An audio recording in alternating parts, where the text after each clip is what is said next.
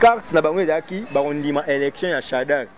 Pour Chadar a gagné. Tant bango barondima babimisa ba député ebele na UDPS na cash pour bazwa primature. Fati aller prendre la primature, caméra zwa ta vice primature mo ba kende boy. Tant Kabila moni pression occidentale et l'équitro, il était obligé de céder. Pour batali sait ba vieux wana musu batali si eveke ngwa ebisa ngana avant en exil. Na yebi exil. Bateau bazano ba ko sayo ba ko exil te, o ko exil te. 2016-2017, moi j'ai parlé à Kabila en face dans les médias. Pour bino mo commencer ba autant à Kabila bondolo ba bongo, ngana ndolo ba bongo. Ngai na lobi bien bo tala wana bo ebi lonyo. Bo lukana be mission ya kala, j'ai parlé face à Kabila. Que na j'ai bisa ba congolais. Mambo est bien té. Combien de fois moi j'ai été enlevé, combien de fois moi j'ai été arrêté. C'était sous la Kabylie, n'est-ce pas? Parce que le retour à Fati bonito ça ba analyste point. C'est comme ça ne ba ken élection. Babimiso yo ozota la kaka intérêt na yo pour comme président de la République. Oyeba kité que diriger tout un pays et c'est ngara oza na présidence té. Batalate barata là. Enquête ezaka secrète. C'est une phase secrète. Devant les magistrats, enquête est banarate. Mais n'engeni bino ba résultat enquête ezobima. Ba vidéo ezobima ndenge. Donc la justice congolaise est politisée. La justice congolaise est vivreté. Vous comprenez? Parce que ngai classe on atanga. On a vu que na procédure pénale ba biso makambo bima na audience. Vitel Kamerhe aza mutu mo pona nga pesa nga somo. Moni ba accusation na sotali ba vidéo on ba il mérite la prison. En tout cas, si réellement Kamerhe est coupable, non, il mérite la prison. Et cette incarcération doit subir la rigueur de la loi. Il y a des circonstances aggravantes. Yaya, mbonga mboka, destiné en salle la mboka. Batalate, barata. On va raisonner bien. Kimbuta, mais na maye les skonda le kingobila.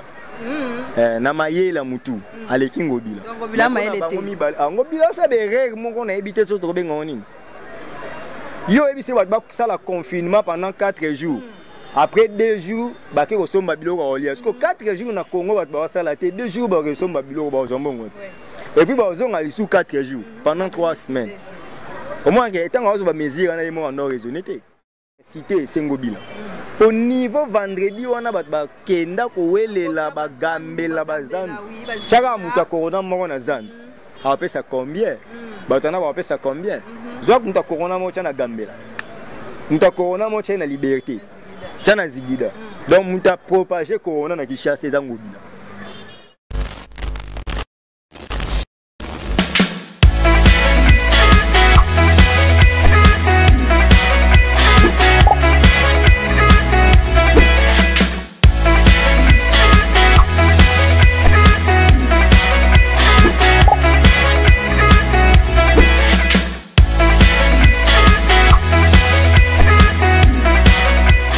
Batalate, barata. Voilà, bonjour, bonsoir à tous les abonnés des Bouanga Officiel TV. Bonjour, bonsoir à tous les internautes du monde entier. Très heureuse de savoir que vous êtes nombreux devant vos postes téléviseurs, devant vos tablettes, devant vos téléphones, en train de suivre cette très belle émission qui est présentée par la vôtre de Bora Bouanga, la superpuissance. Comme je vous dis toujours, nous, on est là pour vous informer. On est là pour vous amener les actualités, bien sûr, parce que malgré confinement, malgré on est obligé de rester à la maison, mais on est aussi obligé d'avoir les informations, de comprendre, de savoir tout ce qui se passe dans le monde et surtout Nambo Cannabis où ils allaient RDC. Et déjà, parlons de la République démocratique du Congo, tu as dit que moto ezopela na niveau ya politique, tu as dit que Durkab Nabiso, M. Vitel Kamerhe a été arrêté suite aux accusations déjà de vol. Je pense que ça ce jour Batoubaye bien partout dans le monde. Il y a aussi des morts ils ont continué par rapport à cette pandémie et dérangé Mokili Mombima coronavirus. De Moni, président DG, directeur général, il y a DGRA, donc voilà, DGDA plutôt, voilà, à Outikoti Kabiso. Il y a tant de morts où ils ont continué par rapport à cette maladie. Voilà pourquoi aujourd'hui je pensais quand même recevoir pour vous les abonnés des Bouanga Officiel TV un gardien qui fait très bien son boulot au nom de Steve Kambanga. C'est lui qui est mon invité. On va un peu essayer de parler de tout, surtout concernant la politique, ya mboka la biso parce que maman est en désordre. Le peuple congolais ba na méchant ba na kanda maman yo kende bien tse ba mbongo na bango ba yiba ba to ba souffrir biso to souffrir mais ba tous ba profiter na mbongo ya Congo. Tu éviter tout ça kende wapi situation auto kende wapi maladie ezali mais tala ba scandale. Les chaos, voilà, sans pourtant requender longtemps. On appelle sinon un grand merci à Papi Tcheli, les potentiels dans Montréal, pays. Un grand merci à l'essai patron suisse, mon papa Bijou Beleza, Mimindou, mais à Mimi, depuis Mouching là-bas, Mimindou, mais merci beaucoup. Mon caméraman Steve Kachala, au côté de invité Steve Kambanga, bonjour. Bonjour, Bouanga, bonjour, Internet, Bouanga officiel télévision. Tozara wana tosenga to respecter ba mesures barrières éviter na OMS to éviter ba contact malgré que to respecter 1 mètre té bon voilà akanga mtema tozara bo pour no banga ya contaminé donc to respecter yango sérieusement parce que la corona est là, la corona tue. Il y a des gens qui meurent, mais aussi il y a une évolution. Tout est trop négativité. Il y a une possibilité, c'est d'être confiné, pour éviter le contact. Parce que ce moment on va maîtriser. Mais ce moment après si 8 va maîtriser, 7 8 c'est pas trop bien. Donc avant tout ça, l'émission, pensée pieuse à toutes les victimes de la pandémie coronavirus. Donc, beaucoup Zalaka toujours oublié parce que c'est pas facile de perdre des concitoyens comme ça. On n'a pas le choix, c'est ça le monde. Nzambe pas la Kisirabiso qui est le plus fort. Parce que ce baby si mututika loyenge mutatika raté mais pour nous qui ma pandémie biso tout de faire na parler. Au sentier net singa bo na regretter à église. Pour église non regretter ba. Bon, nandenga faute pour bino wa webo commission buzz.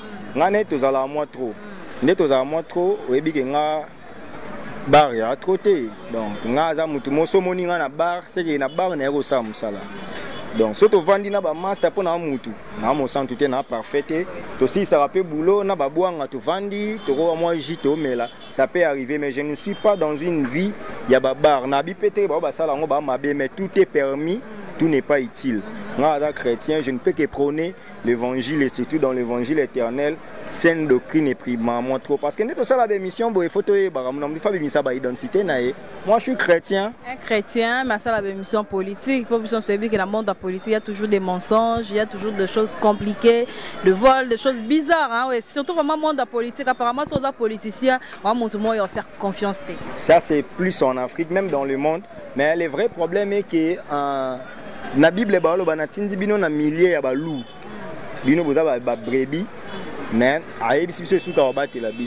Paul, il n'y a pas un apôtre qui était puissant, on a utilisé le roi Paul. Mais il y a un apôtre des gentils, un apôtre des nations. Paul a dit que si vous voyez, il y a vraiment taf. Donc Paul a dit que mesana na batu, a dit que juif té, a dit que juif té. Pierre a dit plus na juif. Mais Paul a kendaka partout, on appelle Paul a tambola trop. Donc ça la politique un Thessalonicien lobby c'est que celui qui ne travaille pas ne mange pas. Parce qu'on a na sali journalisme et politique extérieure, na sali droit public interne, na sali sciences politiques et administratives. Donc là ça la politique, faut comprendre là. Parce que quand on a kendate pendant Luka mbongo tonini, je me contente de ce que je mais au moins na sala enrichissement sans cause. On appelle ça verset à 1 Thessaloniciens. Nga sala musala. Ba pesio ba proposer que non Steve yo faut bando sala boy tala. Yango yo boy. Eza ba tupe na mboko ba boy corruption baza. Bobula te réunion sonde ba beba. Nzamba wa ebisa Eli. Tango Eli abi nzambe na tikali ka nga moko. Aïssa eza na réservé 400 prophètes au nom bagumba melibalte. Donc kolobate aux Allemands, tout le monde a Congolais tout corrompu là. Il y a encore des Congolais au nom de Kota corruption. Tel que toi. Je fais partie. Merci beaucoup Steve, ça c'est très bien. À présent au Kota, il y a vraiment que non to vanda et surtout il y a pensé qu'aux joyeux dans plateau nangai parce que tout le monde qui batu bazan na kanda.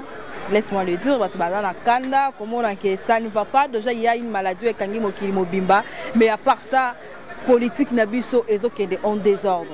Les lobbies sont au CP là qui oui, Félix Tshisekedi a nommé Dirkab Naye, Vital Kamerhe et subitement Boye Tolali Tolamou qui il a été arrêté. Et c'est un peu non nous expliquer biso li Kambuyango, c'est quoi au juste? C'est rien, c'est juste qu'on nous l'avait prédit. Ba biso ba finga ba jaloux, ba aîné, ba nani tout ça toloba na biso déjà. Na linga mingi ngatanga na nga moi mukie na kina to yebi mambango. Na première primaire to na à l'époque tu même ba récitation ba poème. Les oranges, un enfant dans un tiroir, il avait des oranges, mis de milliers d'oranges sans lit, une orange gâtée. En revenant les voir, il les trouvant toutes pourries.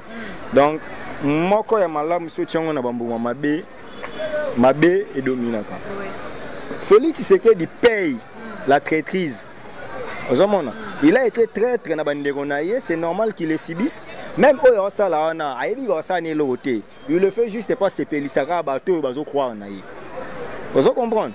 Félix Tshisekedi d'ici, il aimait le Congo, il allait rester dans l'accord ya Lamuka. Vous comprenez?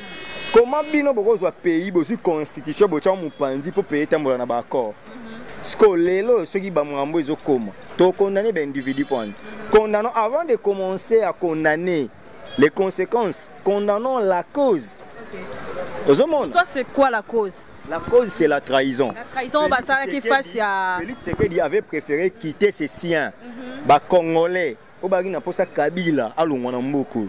Les Congolais, ils ont posé Kolonganamboka, Kolonganamboka, tête Yamboka, et puis système Kabila et Longwa. C'est Montesquieu, un savant juriste français à Loba. La logique de la politique veut que les gouvernants d'aujourd'hui restent les gouvernés demain. Donc les gouvernés d'aujourd'hui peuvent devenir gouvernants demain. Quand on parle de système politique, Kabila a un système. La Kabylie, c'est une idéologie. On devrait voir la Kabylie éthique et pouvoir. Pourquoi aux États-Unis ils ont raté? Est-ce que mon États-Unis, Babouche, Basalé, Bamanda, mon démocrate, moi, Singambo a commis républicain?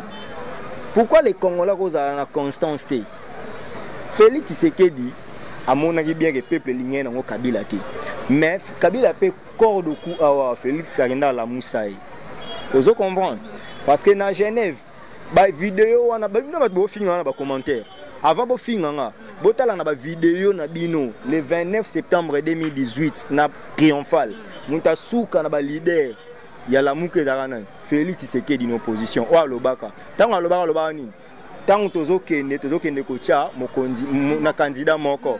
Makambute bino ba combattant ya ba parti to ba militaire boye bisa ba na bino yo za danze yo koza na simanete. Ce n'est pas moi qui ai dit ça, c'est Félix Tshisekedi nda loba yango. Parce que pourquoi ba combattant ba supporter raté ba mona Félix à soutenir Martin Fayulu.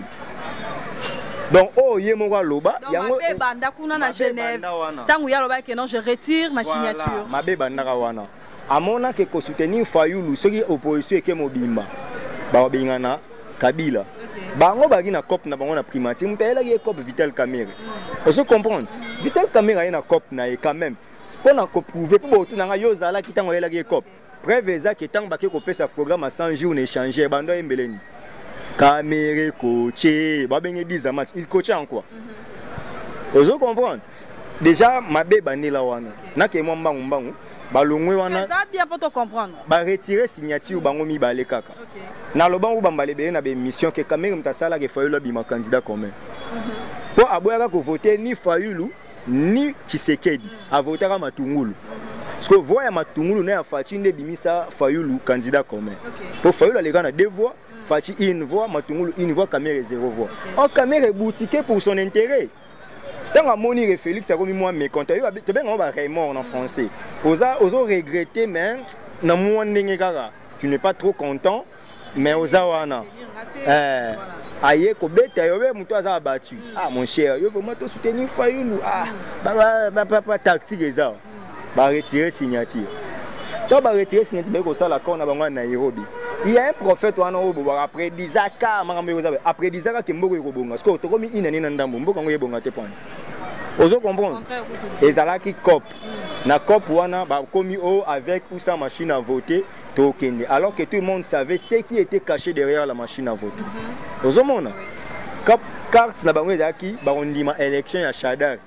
pour que Chadar a gagné. Tant que on ndima ba bimisa ba député belé na UDPS na cash pour bazoa primature. Fati aller prendre la primature, caméra zoata vice primature mo ba kende boy. Tant que Kabila moni pression occidentale et l'équipe trop, il était obligé de céder. Pour batali saït ba vieux wana musu batali si eveke ngwa ebisa ngana avant en exil. Na yebi exil. Bato bazano ba ko sayo ba ko exil te, o ko exil te. Préféré au collaborer na bango. Le quoi ba ligné comme on est longi na oté. Zoata mutu mo tia mais yé mo fati mutaloba que Kabila est en train de chercher un pantin qui va lui chauffer les sièges, après il va revenir au pouvoir. Et ça va mourir fati tingam na loba on te problème de comment sur outrage au chef de l'état. Outrage autant Kabila Bondor le batté, vous êtes menteur. Chez 2016-2017, moi j'ai parlé à Kabila en face dans les médias. Problème de comment sur autant Kabila Bondor le babongo, ngana ndor le babongo. Ngai na lobi bien bota la wana bo bien lonyo. Bo lukana be mission ya kala, j'ai parlé face à Kabila. Qui n'a jamais ba congolais. Maman est bien té. Combien de fois moi j'ai été enlevé, combien de fois moi j'ai été arrêté. C'était sous la Kabylie, n'est-ce pas? Parce que le retour à Fati bonito ça ba analyse te point. C'est comme ça ne ba ken élection. Babimisio yo ozota la kaka intérêt na yo pour comme président de la République. Oyebaki que diriger tout un pays et c'est ngara oza na présidence té. Tozana un principe, il y a séparation des pouvoirs. Hein? Tozana un état unitaire décentralisé. Dans un état unitaire décentralisé où l'administration est décentralisée, la politique est décentralisée, ce n'est pas seul le chef de l'État qui dirige. Il y a des entités territoriales décentralisées où ils ont dirigé le gouverneur des provinces, le maire de la ville, qui t'a bourgmestre et ça et là. Rapport de force pour ça la Kimbo Ketambola. On a mutu bango ezala quitté. Pouvoir non. Bon, ça y est. Vous avez eu le pouvoir. Tout ça na ngoni. Yo ce moment le président allez là. Oh non, certains ministres sont bloqués par leur famille politique. Dans leur famille politique, oui. Est-ce que le président moi on va aller là attends. On comprend. Les socles il y a auto subir les lots, ils ont fui à trahison. Ce qui fait c'est que d'abord il y a offre à Kabila pour passer la deal na bango wana. C'est vrai que non offre en opé salama parce que le loba na moni ba moi ya ndima ngona Mozambique, ezaka Mozambique to Malawi. Pays mo Afrique loba oui il y a un deal. Est-ce que ngam na loba maman non loba. Na ça la ba analyse na maloba na bango. Yem da loba yango ki ya un deal. Donc avant bokena bokba publier neni bino boyeba ki ba député PPRD ba bimi ya FCC ba bimi belé, Kabila mutazo majorité parlementaire. Beaucoup mais d'abord prophète. Peuple congolais, analysons tout le monde a fanatisme. Tout comme on a niveau, moi je suis un Kassayen. On comprend, on vraiment Moulouba, tu as Moulouba ya solo. Mais ce n'est pas dit comme tu es Louba que tu dois accepter que nous sommes Moulouba, ça tes amis au fond du mango. Moi j'ai soutenu Jean-Pierre Bemba et je le soutiens. Est-ce que Bemba Azara Moulouba? J'ai soutenu Fayoulou. Fayoulou c'est des bandundu. Mouzitou c'est des bandundu. Matoumou c'est des bandundu. Moïse Katumbi, il est Katangé. Vous comprenez? Donc pour moi, tout le monde qui est congolais a bénéficié d'un privilège et pas d'un. J'ai beaucoup d'estime dans le monde congolais. Dans la bataille individuelle. Mais dans la analyse parce que Félix Tshisekedi dit auto monde a lelo et ça déjà Kabila eba ke salama. Bref, pour la caméra. Caméra boyokana na cash na corps na bino ke faut primature. Baye, bomoni que bomi coincé parce que la constitution veut que le premier ministre soit issu de la majorité parlementaire. Caméra a son 8 députés.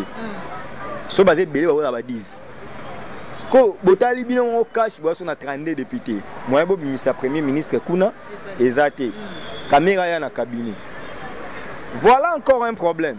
Félix Tshisekedi aussi programme il y a 100 jours. Obi programme on programme Kabila basala comme pour Chadera bandele lango. Parce que ça, c'est normal d'ailleurs. En droit, il y a la continuité de l'État. Il y a un principe en droit administratif. Le principe de survivance des actes. Donc les hommes passent, les institutions restent. Il y a tout un programme. On a pas de place pour vendre Macron et Hollande. À côté de ce programme, Hollande est dans le marché. On continue. Mais c'est notre beau réunion. Comme on a un budget, à Bengan, il y a un kangou, il y a un lélou. Non, ça ne se passe pas comme ça. Car tu as pouvoir y a bango FCC cash, Bosangani, Félix a lancé en 100 jours. Avez-vous déjà vu un programme il y a gouvernement? Donc ça on a limité dans sa banzété. Alors qu'il y avait un parlement. Au monde, meeting populaire est différent, on a meeting institutionnel quand même. Vous donnez un programme, attendez devant les élus pour représenter. Bon, à la populaire, peuple a ligné. Parce qu'on a mis programme Wana, Kuna. La loi veut que le gouvernement sortant, Bachiba la Bazaki Wana, vous continuez à bango parce que déjà, mais quand même 100 jours, on a 100 premiers jours, on a salaire. Le col a ranking, on a confirmé, on a Bachiba. Bolongo li bango signature. Il y a aussi un programme où appelle ça gouvernement au PC on a cabinet na yo. C'est la violation intentionnelle de la constitution. Babenga un excès de pouvoir. Vous avez Bolongo attribution ana il paraît que na gouvernement Chibala o ezaki sortant, boye na ngona cabinet. Na cabinet pe au PC on a ni mutu. So mutu ana yibi, bo condamné point. Vous condamnez. Mais si je reste encore juridique, Kamere n'est pas voleur. Parce qu'il jouit encore de la présomption d'innocence. Tu bien mouillibité. En droit, si moutou bakani ata sali 10 ans, mais si on va juger te, ba condamner définitivement te, parce que si on va condamner moutou, ba ça la rappelle. Tu bien un double degré de juridiction. Si on t'a interjecté appel nae, tant que appel ba laver. Donc, Babeng a moutou ou a sali en cas qui a eu condamnation définitive. Donc, Kamere jusque-là, n'a se permettre que dans les médias n'a bien voleur. Parce que nous sommes les plus bêtes de tous les juristes du monde. Pour Azana, nous avons présomption d'innocence.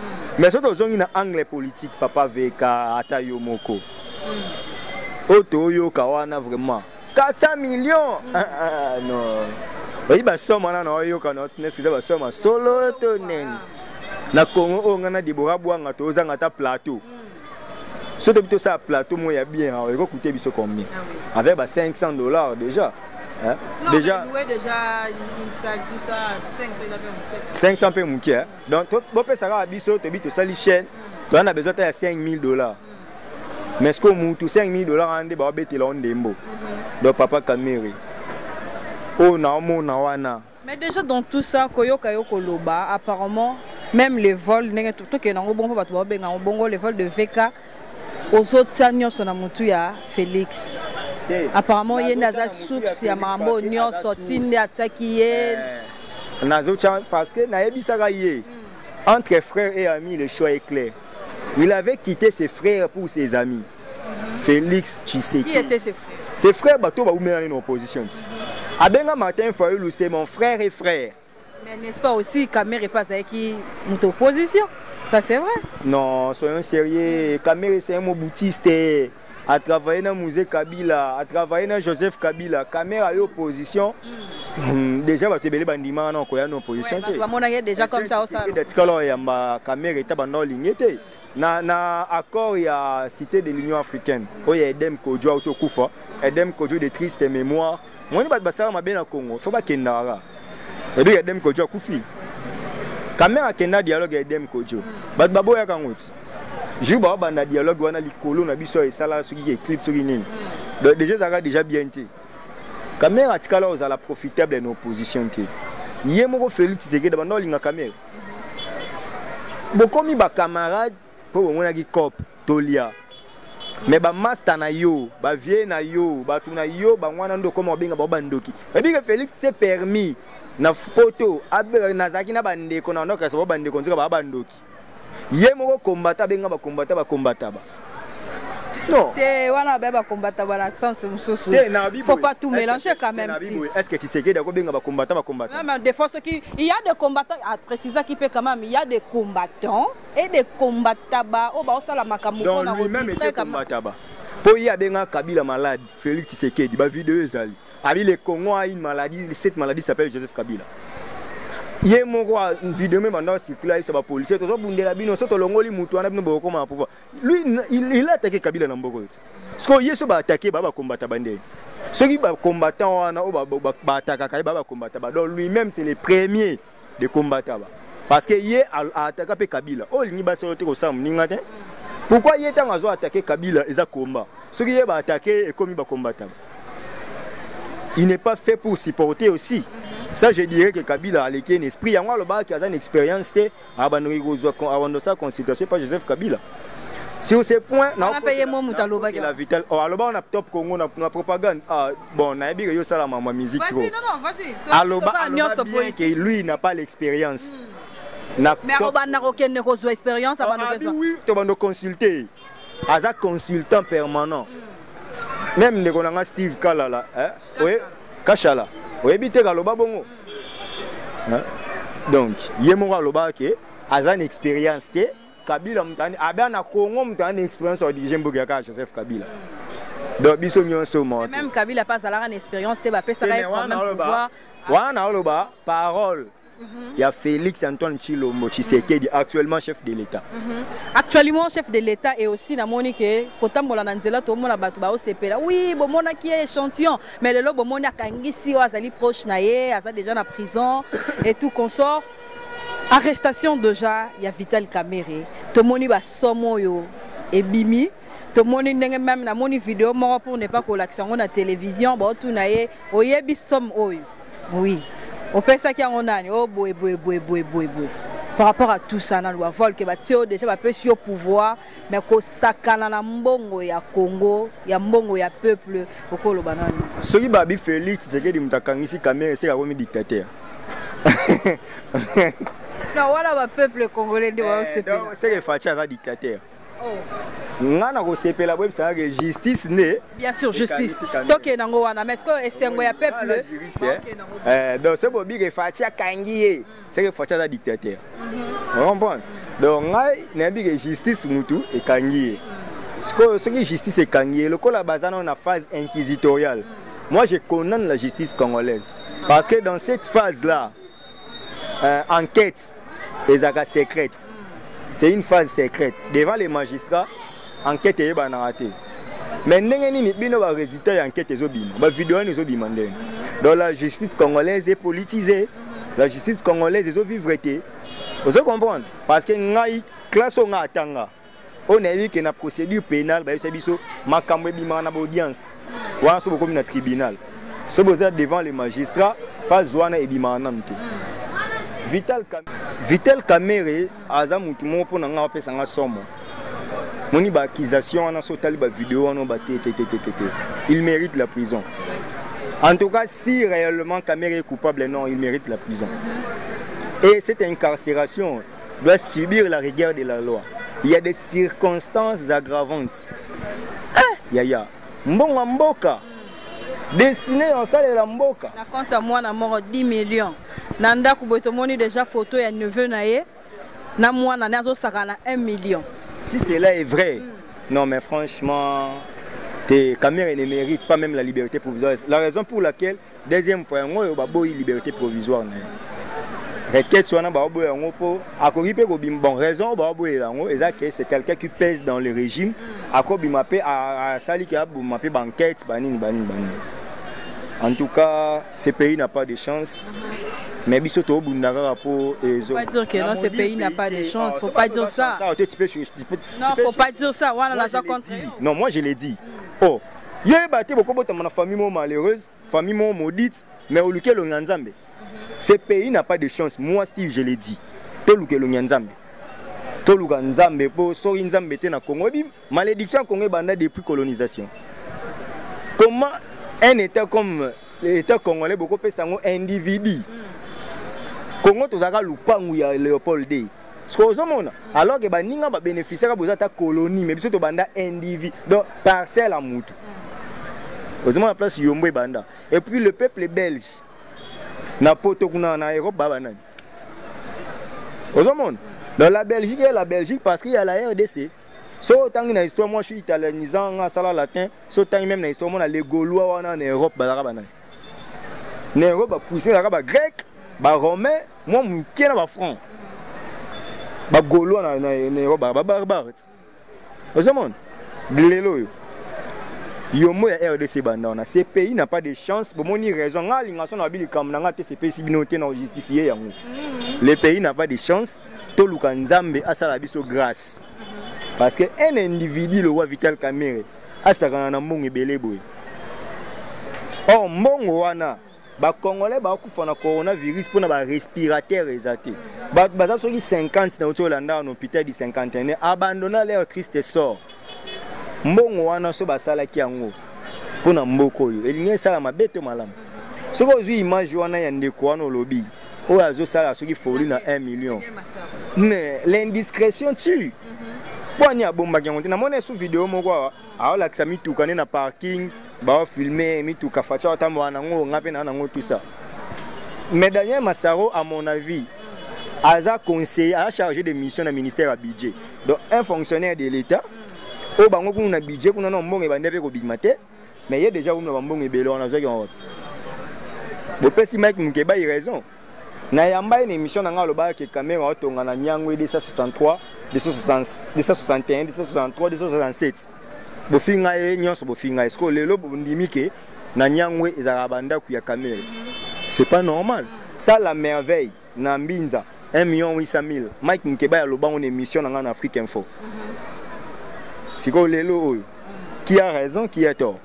Ozomona que la manière, cette manière là ya osaka na mbongo Congo, Vital Kamerhe mérite encore la prison. Na habité que ngana benye muyibité mais so total kana ba fait parce que na droit te le donne-moi les faits, moi je te dirai les droits.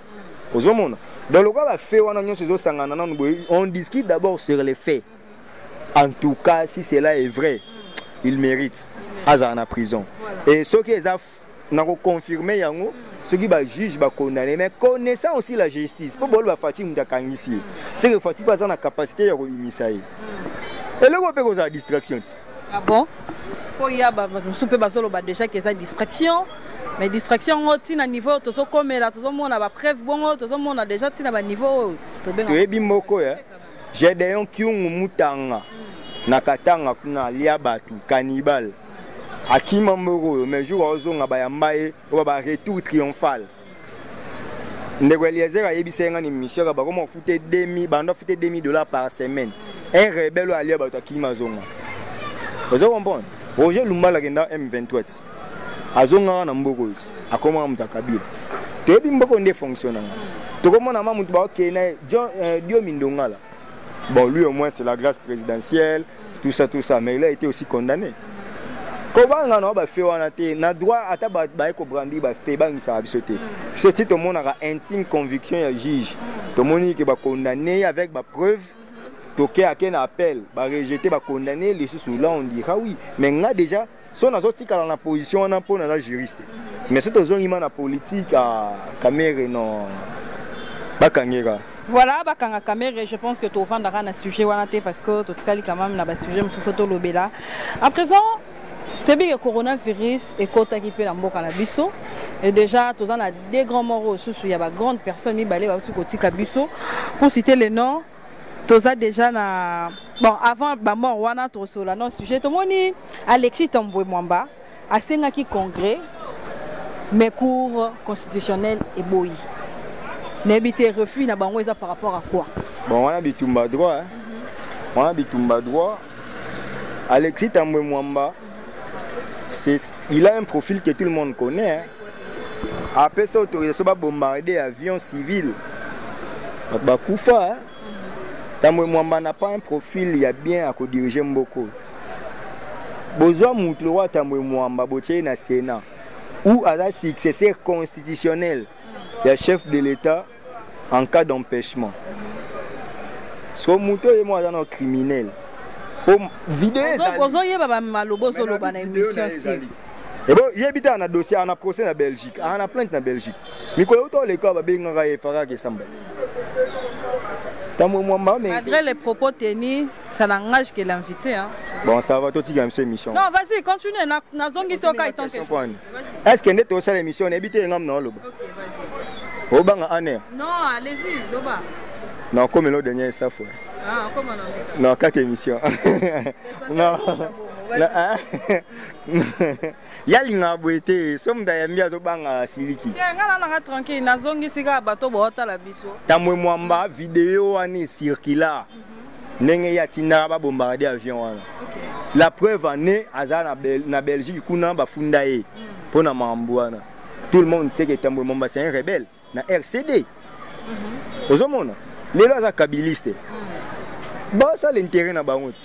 Félix Tshisekedi avant na bandoki. Et pour Félix ça là, nous avons parlé avec je suis innocent. Na ligne peuple, au ligne peuple était pour des autres trahisseurs à peuple. OK, travailler na bandoki. Ce que les lois ligne c'est au kanga bango. Yo le bago au fini dans les passés. Nous voulons nabika ate caméra na protéger. Nga ligne ba kanga na nu bango nyonso. Ndebo zana caméra wana bo kanga pe. Na yo kere ba pesi matata invitation pour na mamba bukanga lonzo. C'est ça c'est bien. Ça c'est bien, il faut te dire bambongo wana kendapi. Oh bon, bambongo nyonso yo ebunga bunga awa. Est-ce que biki mamba gratuité o de bandaka kala?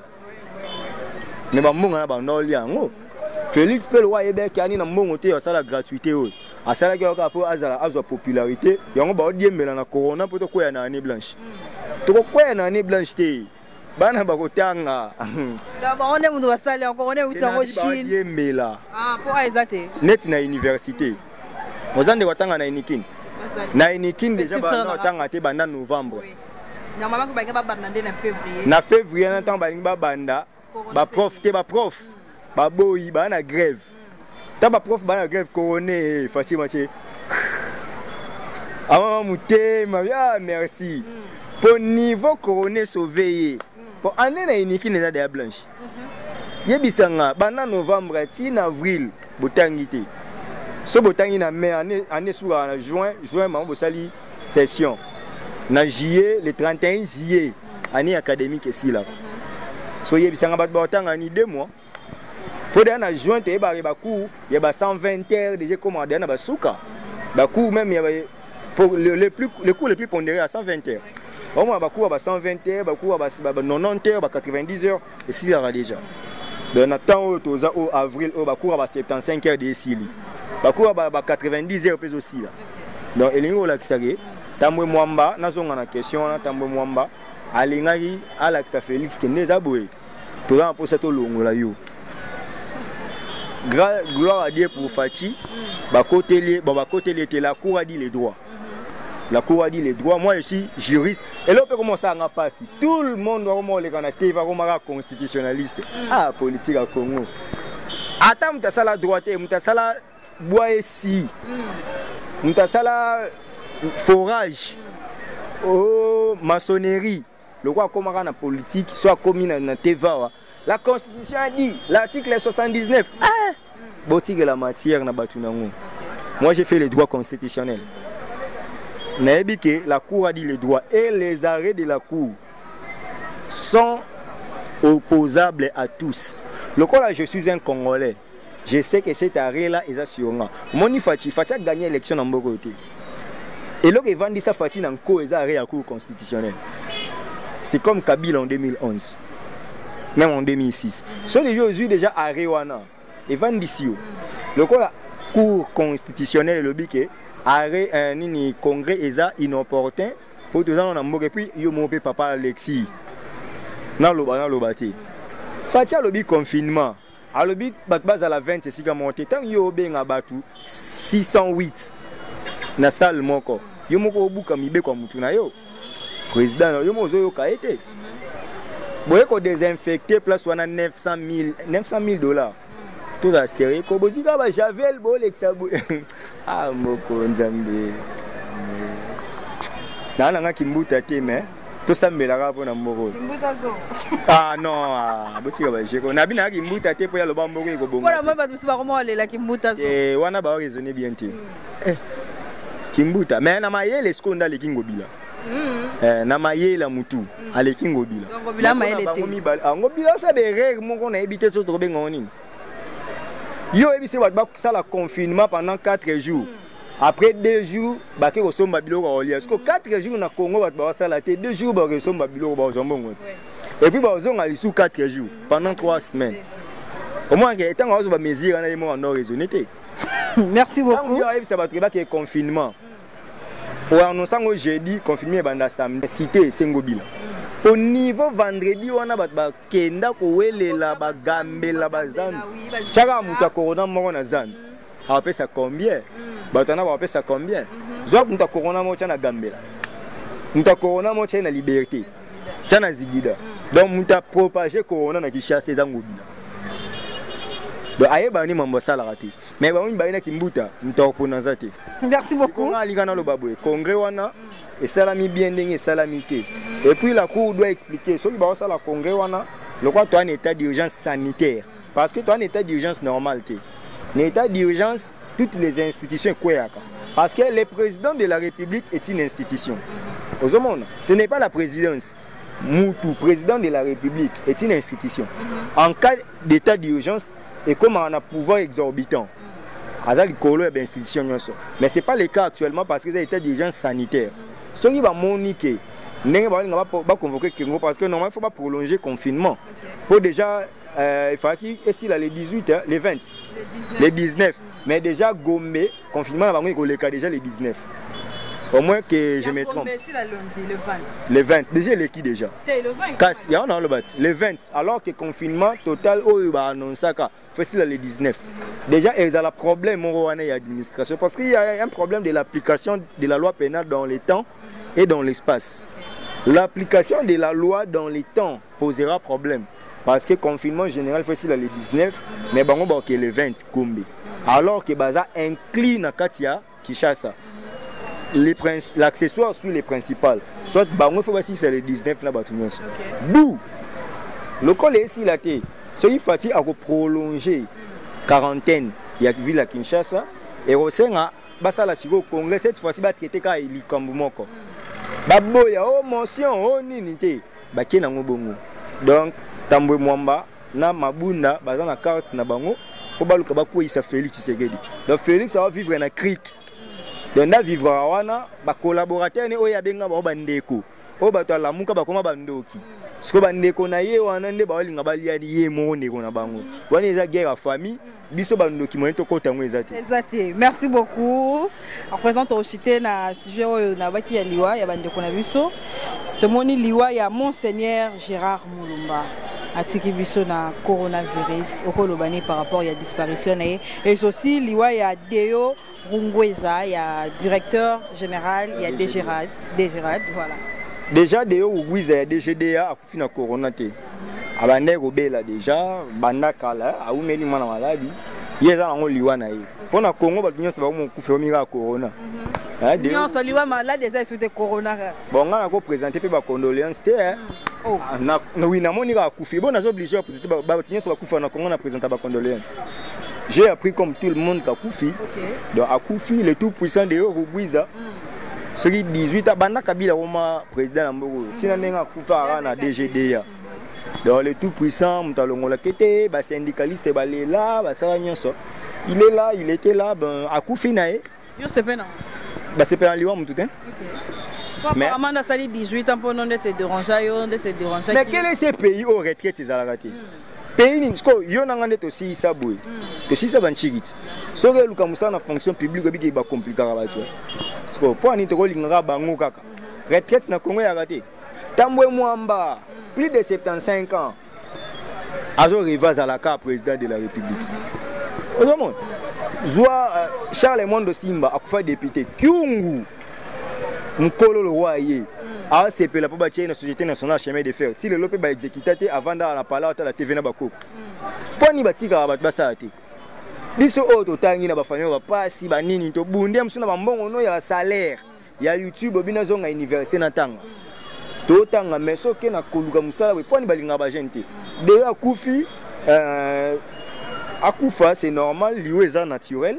Na ko souhaiter te na CP la pour Koufi mais bazwa jeune pe oza une expertise ya mambo douane ya contrôle ba pesa pe poste donc na constater na Monique Deo Rugwiza a Koufi na biga IDG ya DGDA na za na problème na yete papa na ngati kala osala kuna te moi je suis le fils d'un avocat papa na ngaka un avocat rap officier militaire mambo ya douane na yebi na ngango te et puis ngamo ko pe na sala douane te na sala pe droit public so na sala ta droit économique na sala na pe droit public na sala JP na sala droit public na sala SPA2 ba mamonga na sala na mamadou nyoge lukani uno mais so ba chenga DG lokwa na mwanda mbu ya mayele na luka bato ba yebi domaine wana ba constituer cabinet nanga donc Deo akufi na e personnel bon personnel mana to lo ba ngora nzambe mo mutayeba ke motemo amo européen to européen te ezana kimete mais na coutume mondiale na bika qui paie à son âme.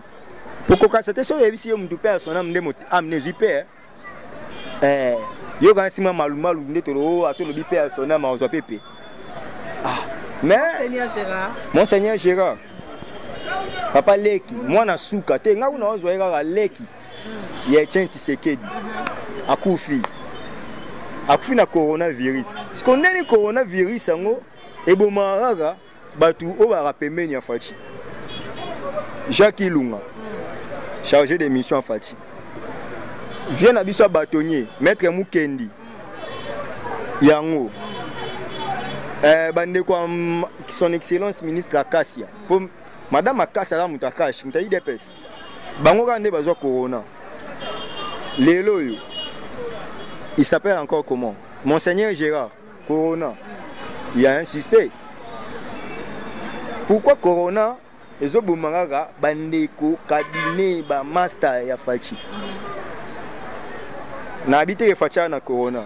Mais bo tester non. Reste mara yo mo aussi si on peut ngela loba. Bo tester non na misa batu nyonso.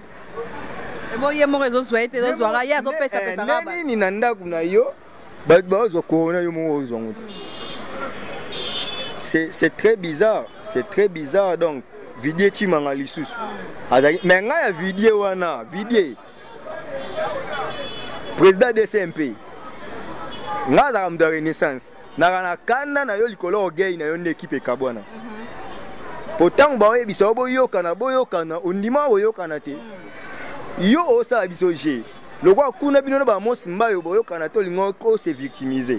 La ki sa biso résultat oh et là qui sait que yo zoki corona. Vidéo te moni place obélité. Bala ki si ote oh za confiné. Tout le monde a obiki. Ah tout ça sérieux quoi. Mais quand même tu raisonner vidéo muta fait ya Félix. D'abord tout ya fatika ni bazwa corona. Na cabinet on a batwa caméra baza. Bazwa corona te point. Batwa Kabila bazali ba François Béa. Oh ya c'est l'intérim à directeur à cabinet wana. Vie wana wa una toucher batwa aner nzambe. Batwa aner wana ga deuxième personnalité aner. Bon, on a des amis et puis on a un mois de mais on a le bin vieux François Béa, coroné Zuyote. Batunion se bazar na coroné Zubon, mais coroné Zora bateau IDPS. C'est pas normal. Le long Monseigneur Gérard Moulumba a Koufi. Tom sou vieux soit Vandari na Senkol n'a Koufate. Chef de la maison civile, le chef de l'État. Ils ont suspect. Tout le monde est commis suspect parce qu'il y a 21 décès au Bakoufi na Corona, plus de 10 les Arabes Tshisekedi. Mais Jean-Pierre Kambila, ancien directeur cabinet adjoint à chef de l'État, Joseph Kabila, a joué Corona Bika pour le deuxième cas. Donc il y a un problème. Merci beaucoup.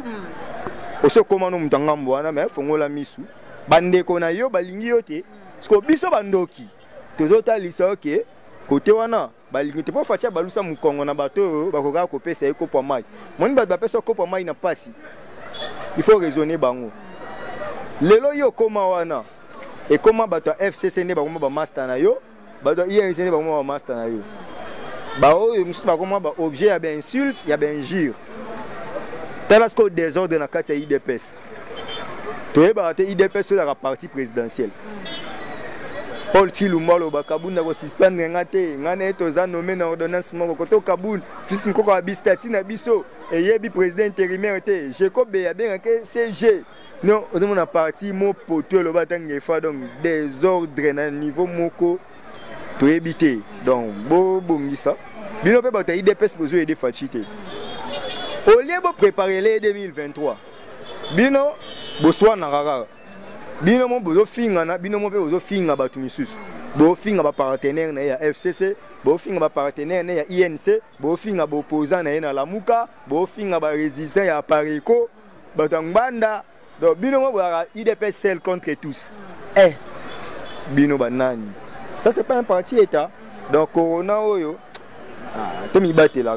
Tommy Batela, un message pour les Congolais qui sont balanzés partout dans le monde pour tout Kabouana Bissou. Ah, mais moi, je suis gloire à Dieu. Gloire à Dieu, na sepeli. Donc, déjà merci na ba Congolais. Depuis tout bandolo ba mi bundela, bato bandamo na loka ba jeu mais tala lelo to comprendre que congolais fa mi bundela po so mi bundeli te mto bundelo ate ba ele biso vaccin ba meka biso biso banganga biso bandoki biso ba mpuku. Cher monsieur, soki ba ye na vaccin wana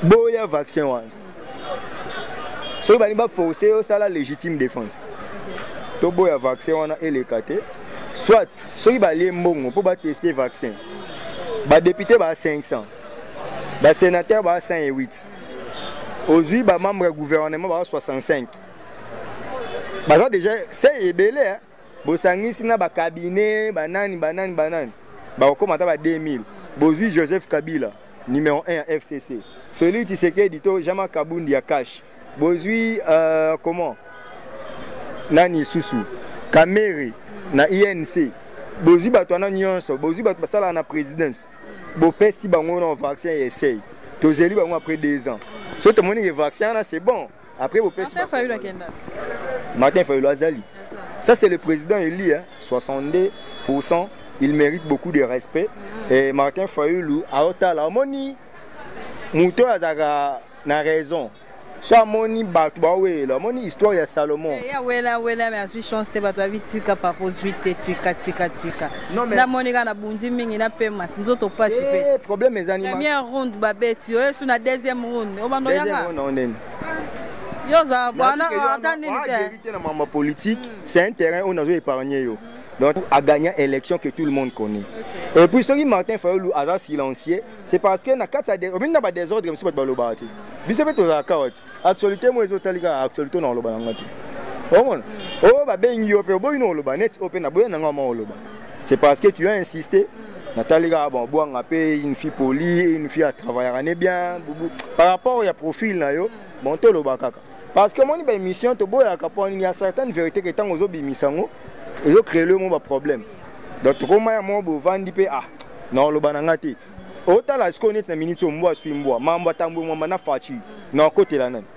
Non côté la fachi par rapport il y a raison. Mais en réalité, ba on mi balé ba potana. Ozomon, ezana ba actualité mususu neti foi lo bani. Ce qui Félix na Kabila ba potana. Félix a pona Kabila. Kabila pas pona Félix. Parce que a otika ba potana. Donc sur ce point Fayulu Bemba et les autres balobelo hein botika bomba potana au moment opportun ba oloba c'est ça mambo etali peuple congolais on a baloba pour mamba Félix na Kabila na banani etali congolais nani eza ba we le pouvoir potambo mamba linga ma président Félix ali nga botele présidence parce que biso congolais musa awela donc sur ce point Martin Fayulu a raison il a gardé silence je les salue et si gazan aux États-Unis à ça là il peut un message ça là il peut communiquer n'importe comment coro na mon mettre ça corona Fayulu lobaki pour ça peuple nae Salomon pour na ochité wana akata likambo moko Fayulu mta gagner élection bango ba imposer Félix Tshisekedi na tout na rabino ba bofinga rabino ba combattant bofinga nga tambo finga wana to mona élection en 2006 to mona en 2011 so beti na site ya Seni au mona quand même ba province ba kosa e Kabila gagnant mais ya Fati ba la ki sa tete de l'opon. Boye biso to na 26 provinces. Fati a gagné dans combien de provinces? Boye ba ke ti lelo compilation salamate. Si ko tambolo ba ke Fati a gagné l'élection Fayulu la na ba preuve té. Alors que la CENI aza mutali bosi fa brandi ba preuve. Fayulu aza maman o mukolo mwana. Moi je suis allé na sa pongia bomaki mwana na tongo ayibi mwana muninga. Fayulu habité. Naza na posa na mona ata Congo ezalaka. Bo pesa mwana tant mwana okolo yebanga lelo peuple congolais ndio comprendre ah Fatina Kabila yaki na cop na bango moi te que raison comme pas la muka mtaki na raison donc c'est ça peuple congolais to mi bundela kaka tôt ou tard la vérité finira par triompher et ça na adage mo latin le ba quid la tête apparaît bit parce qu'on a mboka nso ba en soya kaya butuku baka imanya donc soya kaya butuku baka imanya na lingala to na français la vérité finit par triompher bosolo et bimakaka bosolo e bomba magati Fati béton Fati boye ce que to comme monat ah Fati bateli bakale boye Fati ngai na lingi obandokanga nga na biteke na za adversaire na yo na za journaliste na yamba batu nyonso mais je fais des analyses libres kangana nous pe bato ba yiba ba mbongo ya FCC wana mambo Albert Yuma na yoka ki bakangi après na yoka susu bato ne ba démentir ngo ke bakangi ete nazana na précision ya information wana te mais bo kanga bato yo ba yiba ya solo et rozala bien. Merci beaucoup. Merci. Torsuki wana. Merci beaucoup na batutu balandi biso partout dans le monde. Bien sûr Opes bambo tenayo pourquoi pas. Merci beaucoup à tout le monde balanda qui biso surtout abonné à Bouang Officiel TV pesa bas bambo comme ça to chité. Na pe na moi ba pa ba soutenir nga ba partenaire Odette Lessa la Mégane depuis Switzerland dans maman ba bijou et à soutenir nga si ya Molex Noir depuis Paris hein à soutenir nga Banque mondiale depuis les États-Unis, à soutenir Emmanuel Mandanda en Autriche, Emilia Massona en Autriche, maman Emilia, Nazar Bateau à soutenir Bongo, Baza tellement ébélé, Starly Lema, Azawana, Nazomona, Batou Boza tellement ébélé, donc on a bossé Bolimbisanga, base dans France, mettre Chou Mboma, sali base les amis de Steve Kambanga, dans l'imbattable, parce que n'a pas na moi qui ngasani, donc mettre Chou Mboma. Moi qui ngasani moi na ngasu banga mayama banini to ngasko do comprendre yo moi na lemba moi te na moi na changu pe donc mettre Chua Mboma basali nga base na niveau Paris wana dans les amis de Steve Kambanga donc merci toza wana ensemble bino nyonso to mona na kalate to solo. Merci beaucoup Steve. Merci beaucoup, à nous revoir à très bientôt. Restez connectés, restez branchés sur Bouang Officiel TV. Bye bye. Maman, j'ai faim.